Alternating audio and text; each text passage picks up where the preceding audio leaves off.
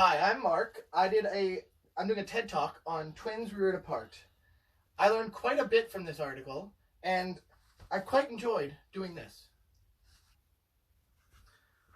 The article I'm doing this on is called "The Sources of Human Psychological Differences: The Minnesota Study of Twins Reared Apart."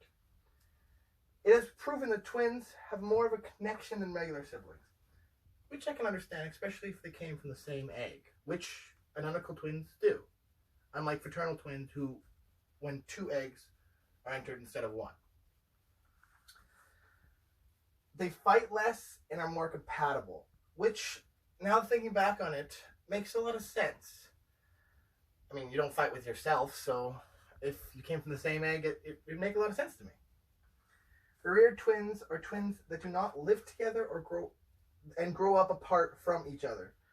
So if, like, your parents divorce and one of them takes one of the kids, the other takes one of the other kids, or if they happen to be put up for adoption and split apart and then meet up how many years later? This is what this whole article is about.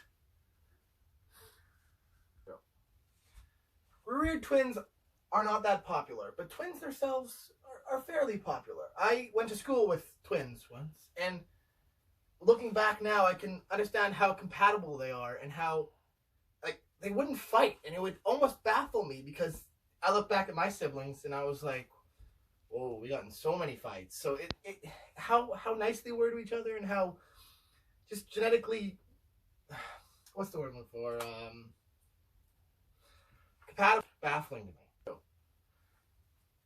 In 1979, the Minnesota Twin Study managed to find 100 different sets of reared twins or triplets to participate. They couldn't find that many in just the United States itself or just the United Kingdom, so they had to combine the two in order to make this study happen. The reared twins have been apart for most of their lives, and although some of them were together for a few months prior to the separation, and some were separated right at birth. What is the study? The study is to see how compatible the twins or triplets are after being separated since birth, or at the very least for a majority of their life. There is a separation test in the study in all age groups.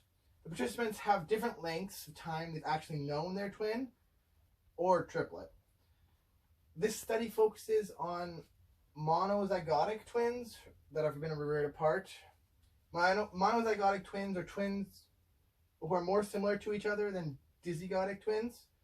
Monozygotic twins are more similar to each other.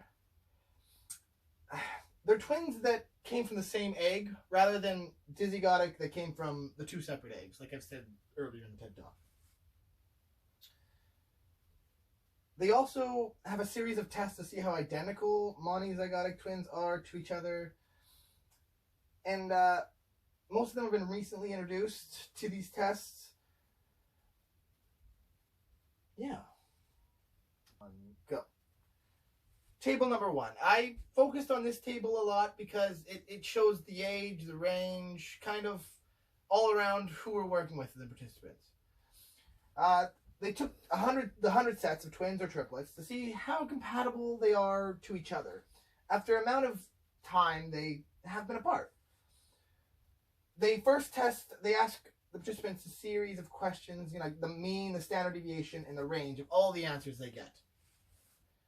The questions they asked involved the age of the twins, the time they spent together prior to the separation, that was calculated in months, and how long they've been apart before they met, and that's calculated in years.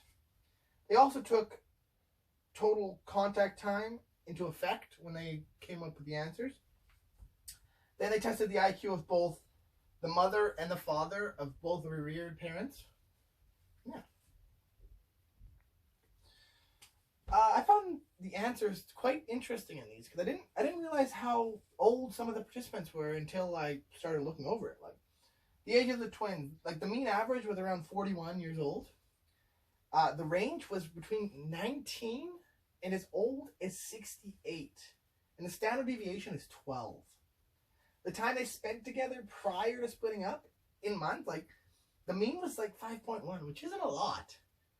And like the standard deviation was like 8.5, and the range, well, some guys spend 4 years together before they split up.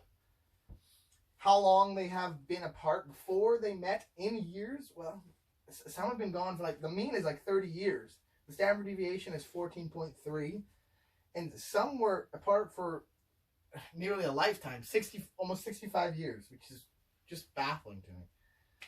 They also took a total contact time into effect. Like the mean is 112, the standard deviation is 230, and the range is anywhere between 1 to 1,233. The participants' IQ, well, the mean is about 108. Standard deviation is 10.8, and the range is anywhere from 79 to 133. The mother's education in years, well, it's about 10.3. It's a little bit lower than the father's, on average. The standard deviation is about 3.7, and the range is anywhere from 0 to 19. And the father's education is just a little bit higher, 10.7. The standard deviation is a little bit higher, 4.5, and the range is anywhere from 0 to 20 years for education. Yes. Monozygotic twins. MZA or MZA. MZA twins, they come from the same egg, as I've said before. The twins and the way they are developed results in twins being very, very similar.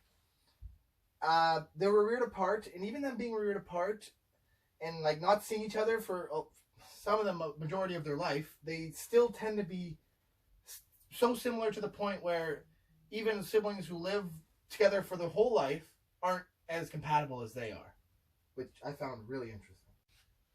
Monozygotic twins, or MZA twins, they're very similar, as we all know. They came from the same embryo, though. That's one of the major reasons. The article, there was a study done that involved twins, kids from big families, and kids who are adopted. They did the study to see how compatible they are, but their main focus of the test was on their IQ and see if, reared twins are as compatible as we all think. Go. These are the results of what we found in the study, and it was quite both shocking and actually not surprising at all, because of how close monozygotic twins are, since birth, considering they came from the same egg.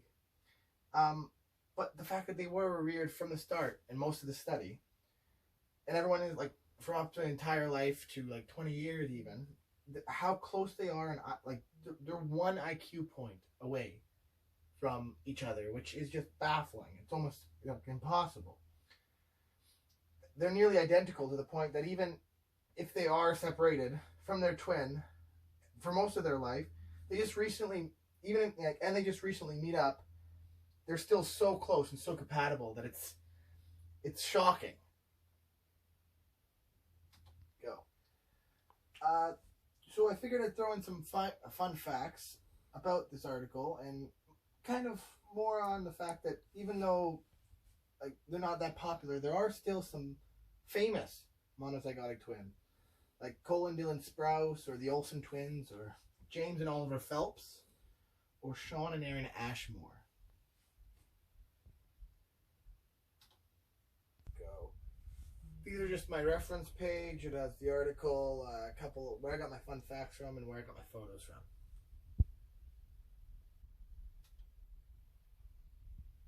3, 2, 1. That's the end of my TED Talk. I'd like to thank everyone for watching, and I hope you guys learned something new.